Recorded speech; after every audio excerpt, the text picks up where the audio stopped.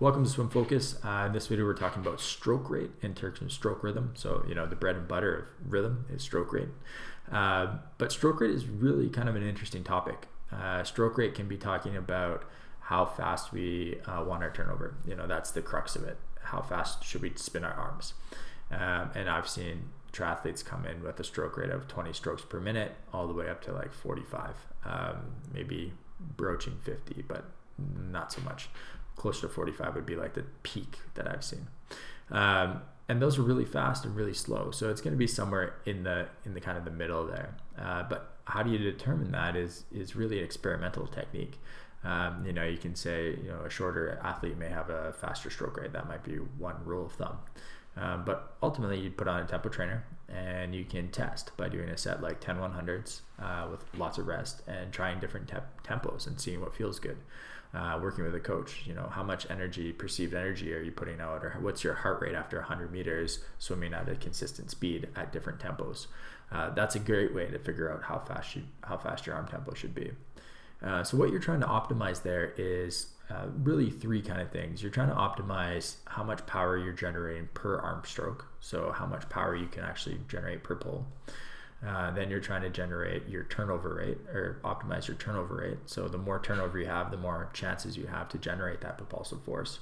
So better to have a higher stroke rate, but eventually you're going to hit a point where your body breaks down, because our body's not a machine. If our body was a car, we just increase the RPMs, we're going to go faster. But we're going to start losing our efficiency. And similar with the car, that you don't get the same gas efficiency when you're driving at 200 miles per hour versus 70 miles per hour or 50 miles per hour, right? So that's a thing that we can think about in the pool, is that we want to optimize how fast our arm turnover is going compared to what our power output is. And then the last thing that you want to start to think about is energy efficiency. So is it going to be easier for you to swim with a stroke rate of 30 versus a stroke rate of 33? Are you going to be out of breath less? Are you going to be more comfortable? That's a big thing coming out of the water if you're feeling great and fresh through the rest of the race. So those are things to keep in mind. One caveat that I like to talk about is breathing rate. So when you are thinking about your stroke rate, if you have a really low stroke rate, imagine you're going 20 strokes per minute. That means you're getting, if you're breathing every 20 breaths per minute, which is extraordinarily low when you're exercising.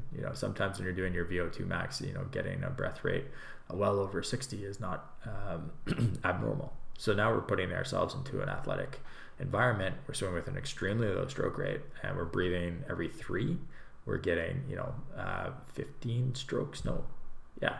15 to 10 strokes breaths per minute, which is almost none, right? So now we have a real trouble keeping our oxygen levels up if we have any kind of tension in our body. So those are things that you can think about, but it boils down to how fast you can swim with being comfortable, right? So what is your turnover while maintaining your technique?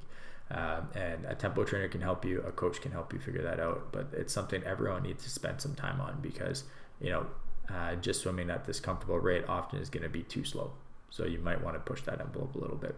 Anyways, if you have questions, drop me a line, mike@swimfocus.com. I'd be happy to listen to what your questions are and what your opinions are on these videos, and let us help out. Thanks.